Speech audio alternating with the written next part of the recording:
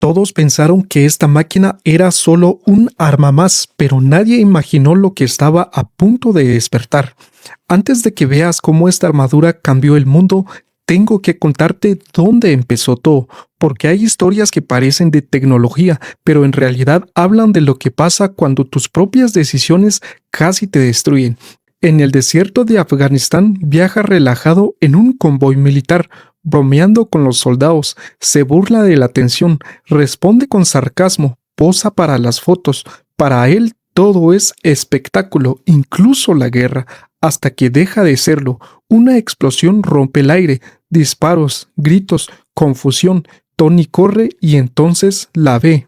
Una bomba con el logo de Stark Industries, su empresa, su invento. La detonación lo hiere. Un fragmento de metralleta queda alojado cerca de su corazón. Cuando despierta ya no es el genio admirado en Las Vegas. Es un prisionero en una cueva rodeado de hombres armados que le exigen construir un misil devastador. Aquí es donde todo cambia, porque por primera vez en su vida Tony no puede comprar su libertad, no puede seducir el problema, no puede presumir su inteligencia. Solo tiene dos opciones: seguir creando destrucción o empezar a hacerse responsable de ella. En secreto, junto a otro prisionero, no construyen el misil, construyen una armadura improvisada, no para atacar, para escapar. Ese traje rudimentario no solo lo salva físicamente, lo obliga a ver algo que había ignorado toda su vida: el daño real de sus inventos. 36 horas antes, el mundo lo veía como un prodigio, niño genio, heredero brillante de Howard Stark, director general a los 21 años, visionario tecnológico. Pero el éxito nunca le enseñó consecuencias. La cueva sí. Cuando logra escapar, Tony Stark regresa a casa diferente. Ya no quiere fabricar armas más inteligentes.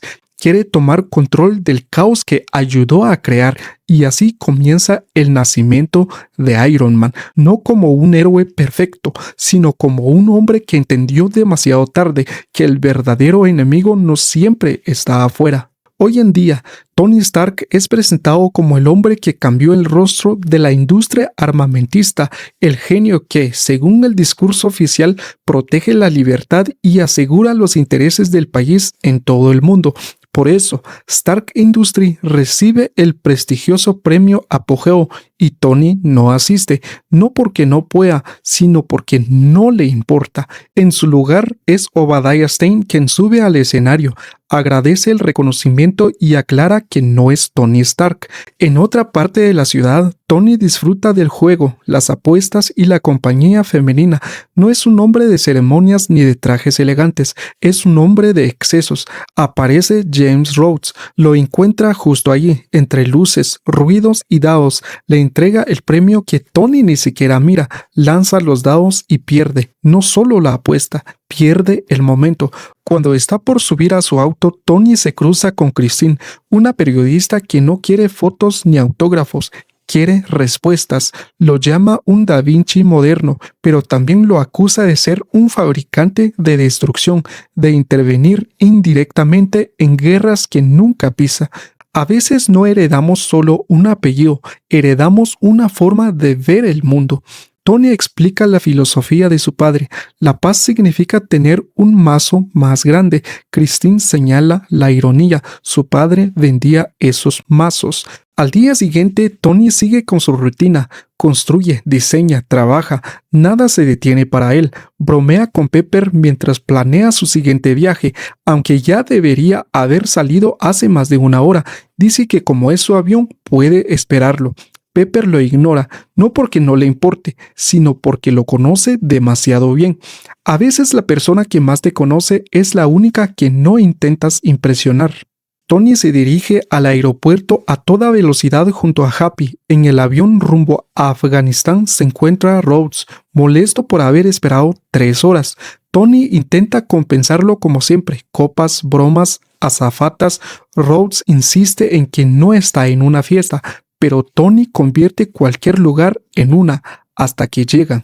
Tony está allí para presentar el misil Jericó frente a los militares. En medio del desierto lanzan una pregunta: ¿es mejor ser temido o respetado?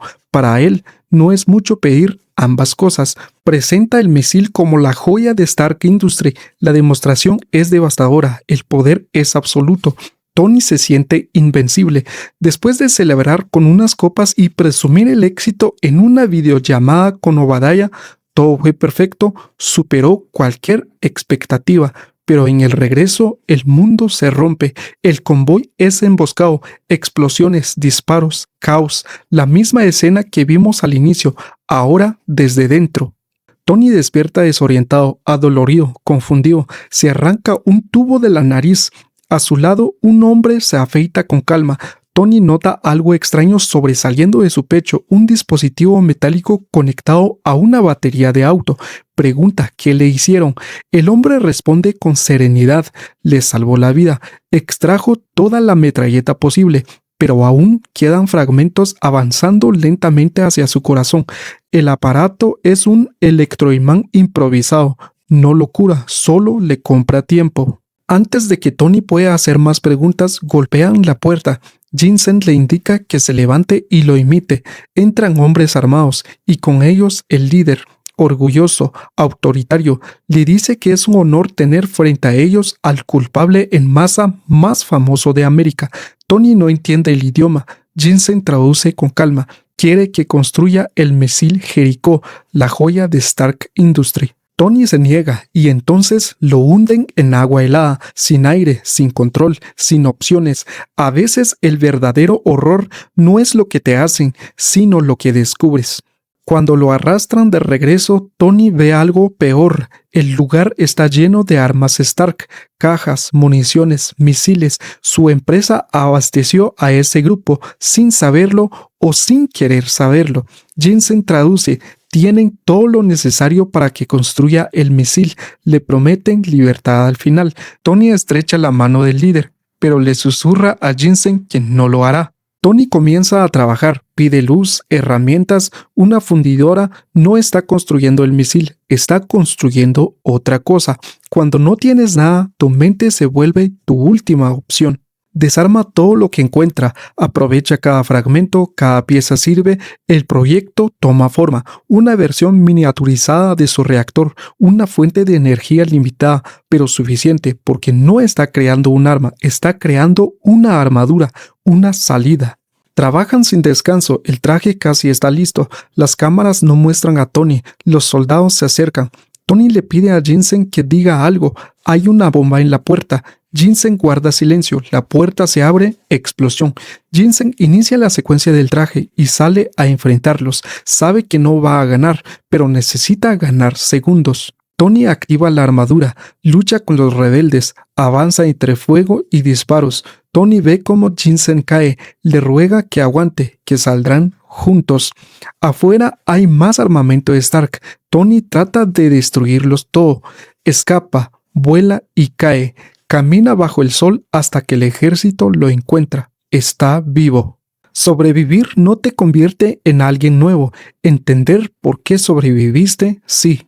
De vuelta en casa, llega a una conferencia. Un reportero le pregunta a Tony qué ocurrió durante su cautiverio. Él no entra en detalles, solo dice una frase sencilla. Tony entiende que puede darle al mundo algo más que explosiones y entonces hace lo impensable. Anuncia que cerrará la división de armamento de Stark Industries. La sala estalla. Incomodidad, murmullos, pánico.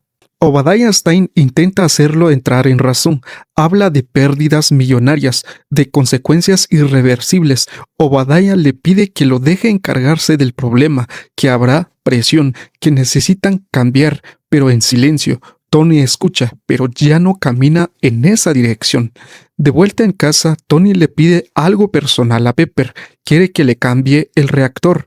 Ella duda, tiene miedo de equivocarse. Tony no, confía en ella. Con nervios, precisión y cuidado, Pepper logra extraer el antiguo dispositivo y colocar uno nuevo, más potente. Tony respira aliviado. Ese cambio es solo el comienzo.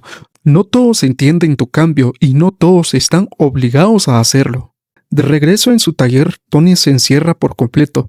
Trabaja sin descanso en la Mark II, la nueva armadura. Le pide a Jarvis que guarde todo en un servidor privado, ya que no confía ni siquiera en su propia gente. Mientras tanto, en el desierto, los rebeldes encuentran los restos del Mark I y comienzan a estudiar su tecnología. Tony inicia pruebas de vuelo, solo el 1%.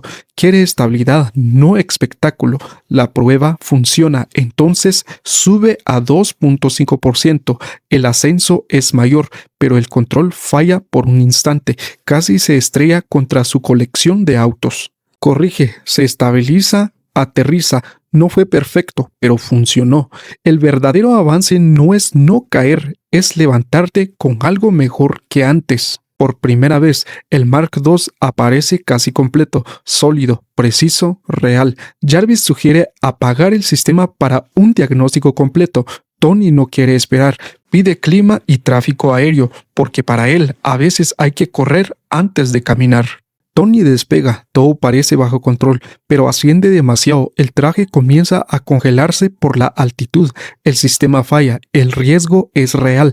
Aún así, logra estabilizarse, recupera el control y sigue volando por la ciudad, cruza edificios, calles, luces y vuela a casa ileso. En su escritorio encuentra un regalo de Pepper.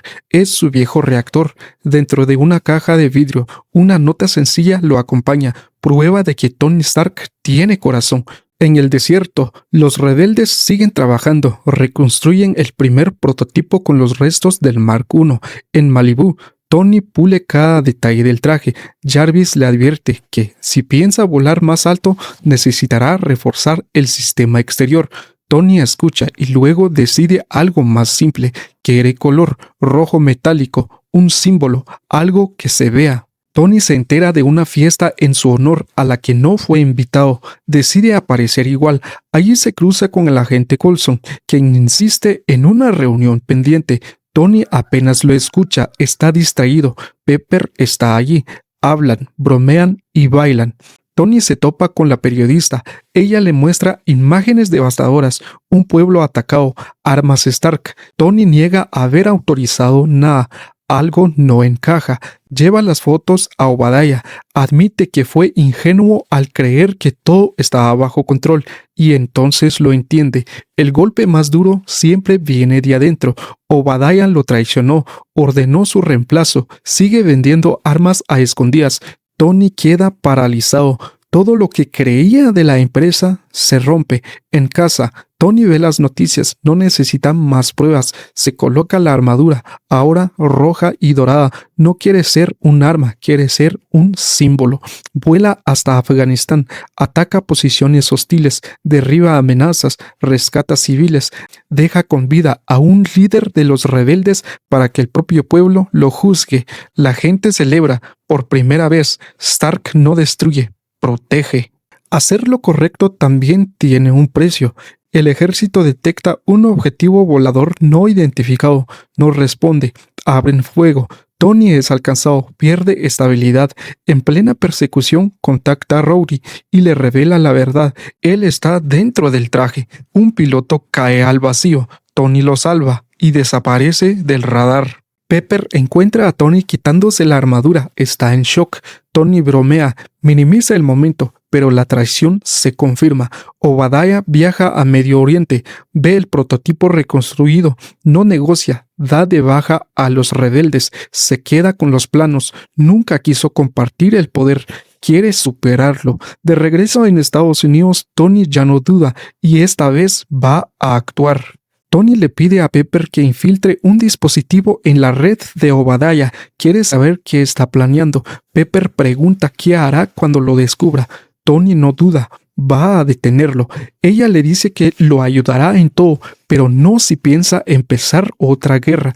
Tony responde algo definitivo. Después de esto no queda nada, no hay camino alterno. El miedo no es cobardía, es entender lo que puedes perder. Pepper accede al sistema de Obadiah. Lo que encuentra es devastador. planos de una armadura gigante mucho más letal que la de Tony y un video, el secuestro de Tony Stark.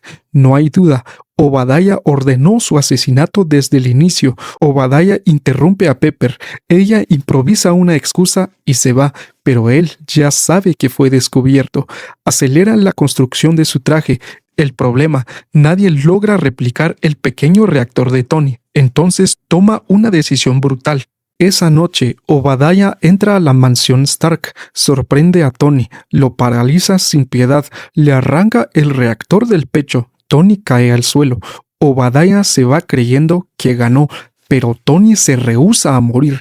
A veces sobrevives solo porque alguien creyó en ti antes.